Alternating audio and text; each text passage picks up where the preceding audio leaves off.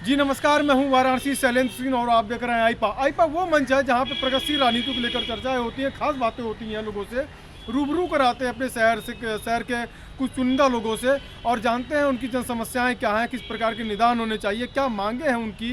तो इसी कड़ी में आज हम वाराणसी के शास्त्री घाट पे मौजूद हैं और जहाँ पर अखिल भारतवर्षीय गौड़ महासभा के अध्यक्ष जो हैं लोलारख राम गौड़ जी जो हैं वो मौजूद हैं यहाँ पे। लोलारख राम जी से मुलाकात कराते हैं और जानते हैं कि क्या हाल है, क्या मुद्दे हैं। और जी पहले स्वागत है आपका आईपा में।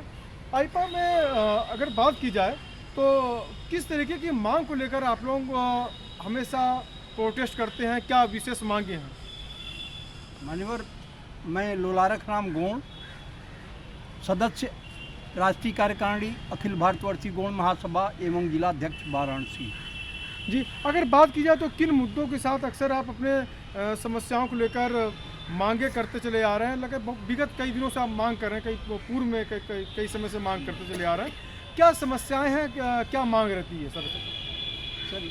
जैसे आप सभी को मालूम है कि हमारा संविधान पिछड़े और दलित लोगों को उनकी सामाजिक स्थिति को सुधारने के लिए संविधान में कुछ व्यवस्थाएं हमारे संविधान में की गई हैं, जिनके द्वारा SC ST के लोगों को आरक्षण की व्यवस्था हमारे संविधान द्वारा 13 जिलों में, पूर्वांचल के 13 जिले वाराणसी, मिर्ज़ापुर, गाजीपुर, जौनपुर, बलिया, देवरिया आदि 13 जिलों को ST की कैटेगरी में रखा गया है। माननीय अटल बिहारी वाजपेयी द्वारा 2002 में पार्लियामेंट में एक बिल लाया गया था, जिसके द्वारा पूर्वांचल के इन 13 जिलों को में ST की सुविधा गौड़ जाति के लोगों को, खरवार जाति के अन्य कई जाति के लोगों को दी गई थी, जिसके तहत हमको सर्टिफिकेट जारी करना सबसे महत्वपूर्ण बात होती है, जिसके द्वारा हमारे बच्चों को संवैधानिक सुविधाएं मिल पाती हैं। जैसे हमारे स्कूल में प्रवेश के लिए, स्कूलों में छात्रवृत्ति के लिए, नौकरियों में आरक्षण के लिए, अन्य तमाम प्रशासनिक सुविधाओं में हमें जाति प्रमाण पत्र की ज़रूरत होती है। लेकिन बड़े दुख के साथ हमें कहना पड़ता है कि जिस गवर्नमेंट के द्वारा इस पहल की गई है जिसमें हमें आरक्षण की सुविधा 13 जिलों में ST कैटेगरी में रखा गया है, उसी गवर्नमेंट के ये कर्मचारी, जिला प्रशासन के लोग, तहसील प्रशासन के लोग हमारी इन सुविधाओं को देने से नकारते जा रहे हैं। आज लगभग 2.5 साल से हमें वाराणसी जिले के तीनों तहसीलों में जाति प्रमाण पत्र नहीं मिल रहा है, जिससे आप अनुमान लगा सकते हैं कि कितने बच्चे नौकरी में जाने से रह गए, कितने बच्चों का एडमिशन नहीं हुआ है, कितने बच्चे अभी छात्रवृत्ति नहीं पा सके हैं। तो ये मांगे जो लगातार निरंतर करते चले आ रहे हैं, अपने देखें सहयोगियों के साथ आप आते हैं यहाँ पे अक्सर, और उसके बाद अगर राजनीति की बात की जाए तो क्या अभी अंतर आप देखते हैं राजनीति के उतार चढ़ाव में, खासकर आप अपने मुद्दों को लेकर आ रहे हैं, तो क्या उम्मीदें, क्या कयास से लगाए हैं अभी आप? मानवर, हम राजनीति की जहाँ तक बात है, राजनीति में हमने देखा कि हम दुनिया के सबसे बड़े लोकतंत्र की दुहाई देते हैं कि हिंदुस्तान दुनिया के सबसे बड़े लोकतंत्र का एक स्तंभ है, लेकिन हमें ऐसा नहीं लगता। जो व्यवस्था हमारे संविधान में SC ST OBC के लिए आरक्षण द्वारा दी गई है, उसको देने में जिस तरह से जिला प्रशासन के लोग, शासन के लोग हीला हवाली करते हैं, उससे हमें नहीं लगता कि हम लोकतांत्रिक प्रक्रिया का पालन कर रहे हैं। उत्पीड़न की भी बात आपने कही कि मतलब कि कहीं ना कहीं से सामाजिक उत्पीड़न एक आपको मतलब कि झेलना पड़ा, जैसे इस टाइप के आपके आरोप लगे हुए हैं और शासन प्रशासन आपकी सुनवाई नहीं करते हैं। जैसे जो समाज के जो भी बच्चे जो हैं वो निकलना चाहते हैं, आगे बढ़ना चाहते हैं, तो क्या किसको मानते हैं आप इसमें, किसकी सबसे बड़ी कमी आप नज़र देख रहे हैं?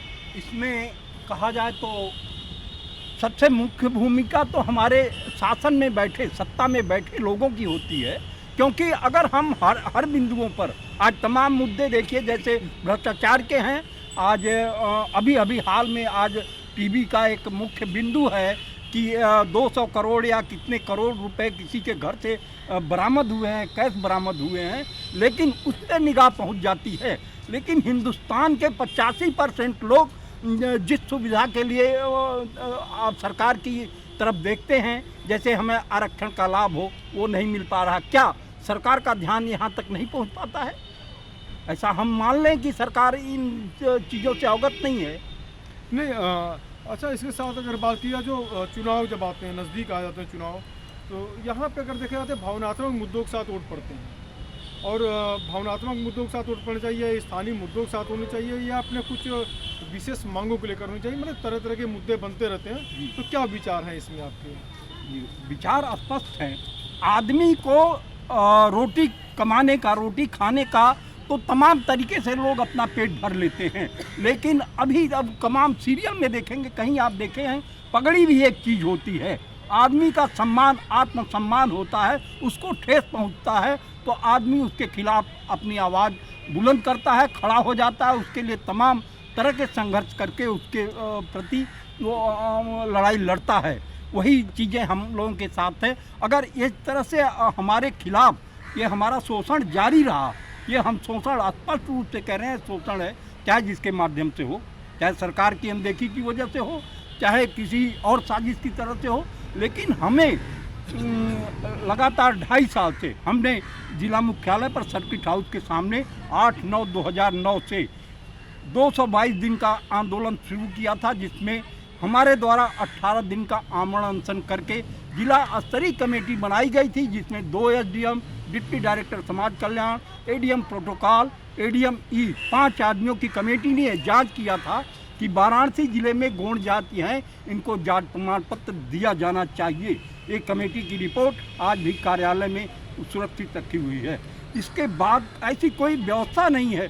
कई बार जिलाधिकारी महोदय आपके यहाँ जो आप बनारस में हैं, इनसे बात हुई है जांच कराने। बताइए, आप जांच कर रहे हैं, हमको क्या समझते हैं? हमारी कोई औकात नहीं है? आप डीएम हैं तो हमारी कोई औकात नहीं है? हमारे खिलाफ जांच कर देते हैं। तमाम लोगों का उत्पीड़न हो रहा है, सर्टिफिकेट जारी नहीं हुए हैं, जो सर्टिफिकेट जारी हुए उनके खिलाफ जांच हो रही है अनावश्यक रूप से। नहीं, इसके साथ अगर बात किया तो खास करके कितने जनपदों के लोग इसमें, अब हमने बताया पूर्व में कि जनपद के लोग जो हैं गौण, और गौण में इससे जो बिंदी की जो बातें आई थी कि एक उसमें बिंदी जो लग रही है, उसको लेकर काफ़ी सवालिया निशान होते थे। क्या इसमें आप इस बताइए? माननीय, इस चीज़ पे माननीय हाईकोर्ट ने स्पष्ट निर्देश जारी कर दिया है। ऊपर बिंदी नीचे बिंदी, ये मुद्दा बहुत पुराना हो चुका है। बलिया के द्वारा बलिया में एक रिट दाखिल हुई थी, जिसके द्वारा माननीय उच्च न्यायालय ने इस पर स्पष्ट निर्देश दिया, इसमें कोई भेद नहीं है, चाहे ऊपर बिंदी हो या नीचे बिंदी हो, ऊपर पाई हो नीचे पाई हो, 1 पाई हो 2 पाई हो, इन सारी चीज़ों पर गृह मंत्रालय का भी आदेश है इस तरह का। इसके बावजूद भी इन चीज़ों को उठाना, ये सीधे तौर पर कुछ धृष्टता आप कहिए, चाहे इनकी किसी तरह की गलत मंशा है, जो वो गड़े हुए मुद्दे उखाड़ने का इनका मतलब है कि इनकी मंशा सही नहीं है। पूर्व की सरकारें रही हैं यहाँ पे, पूर्व के बाद फिर अभी ऐसे सरकारें बदल नहीं, आना जाना सब सरकारों को लगा रहता है। 5 साल किसी को मौका, 5 साल किसी को मौका, 10 साल कोई लगातार रह रहा। तो क्या अपेक्षाएं रखते हैं आप इस बार जैसे चुनाव जो रहेंगे, तो किन मुद्दों के साथ आप लोगों की वोटिंग रहेगी, क्या डिमांड रहेगी यहाँ? आदरणीय, आपके सामने हमने जैसा पहले भी बता दिया कि हमें सरकार से कोई वास्ता नहीं, सरकार नहीं, हमें प्रशासनिक अधिकारियों द्वारा उत्पीड़न का शिकार होना पड़ रहा है। सरकारें, कोई भी सरकार रही, हम सरकार की तरफ नहीं देख रहे हैं, हमें सरकार तक हमारी पहुंच नहीं है। अभी तक हमको केवल रोजी रोटी तक ही है, जिसके लिए हम इन सुविधाओं को चाहते हैं, जिसके द्वारा हमें शासन और प्रशासन द्वारा मिल रही सुविधाएं हमें मिल सकें। सरकार जो भी आई है, हमें हर सरकार में आंदोलन का सहारा लेना पड़ा है, उसके बाद ही हमें प्रमाण पत्र जारी हुआ। जैसा 8/9/2009 में हमने कहा, उस समय ये सरकार नहीं थी। हम ऐसा नहीं कहेंगे कि इस सरकार से ही हमें दिक्कत है, सरकार का मुद्दा बाद में है, पहले तो उस कर्मचारियों का है जो इसके लिए जिम्मेदार हैं। हमने अपनी मांग पत्र में एक मांग पहले भी दिया था, आज भी हमारी वो मांग है कि इस प्रकरण की, आप जानते होंगे इतना हल्का मसला नहीं है, इस प्रकरण की सीबीआई जांच होनी चाहिए। अगर इसकी सीबीआई जांच अगर नहीं हुई तो हम सीधे मौसम साफ होते ही दिल्ली पार्लियामेंट के लिए कूच करेंगे और वहाँ जंतर मंतर पर हमारी अंतिम लड़ाई हम आमरण अनशन के लिए बाध्य होंगे, सीधे पार्लियामेंट के सामने जंतर मंतर पर। 2015 में हमने किया था, तब हमारे लिए आरक्षण की व्यवस्था सरकार द्वारा मिली थी। 350 ग्राम प्रधानों की तमाम चाहे जिला पंचायत अध्यक्ष हों, सदस्य हों, तमाम आरक्षण की व्यवस्था की। बताइए, एक तरफ आरक्षण देता है सरकार, देती है आयोग देता है, और जिला कलेक्टर को पावर है कि वो करे। अभी हमारे प्रकरण में जिला कलेक्टर ने इस पंचायत चुनाव में हमारी गांव की जनसंख्या को 86 दिखाया है, अब उन्होंने कैंसिल कर दिया कि इस गांव में नहीं पाए जाते। तो अगर जैसे आपने कहा कि जन समर्थन की बात की जाए, जैसे आपके समाज के लोग जो हैं कितना जन समर्थन आपके साथ रहते हैं, कितना समर्थन करते हैं आपको? आपके सामने है, हमने पहले बताया कि 222 दिन का आंदोलन चला था, तो बिना समर्थन के नहीं चलता। हमारी रोजी रोटी की व्यवस्थाओं से जूझते हुए भी हमारे समाज के लोग आज इतनी सर्दी में हम यहाँ मौजूद हैं, इस बात का उदाहरण है कि हमें इस बात से पीड़ा है। समर्थन है, कभी भी ये हम ऐसा नहीं है कि खड़े होकर के आज तमाम ऐसा होता है, तमाम राजनीतिक दल की हम भागीदारी करेंगे, वो करेंगे, इतनी सीट हमें चाहिए, हमें वो नहीं चाहिए। लेकिन हम यहाँ खड़े हैं तो समर्थन के आधार पर खड़े हैं। हम चुने हुए प्रतिनिधि हैं, इस जिले के जिलाध्यक्ष हम चुनाव द्वारा हुए हैं, बाकायदे चुनाव हुआ है, और ऐसा चुनाव अभी तक लोग कहते हैं कि नहीं हुआ था किसी का उसके द्वारा, और उसके अनुरूप हमने अपने लोगों के साथ उनकी मांगों के लिए हम लड़ाई लड़ने का काम किए हैं और करते रहेंगे भविष्य में।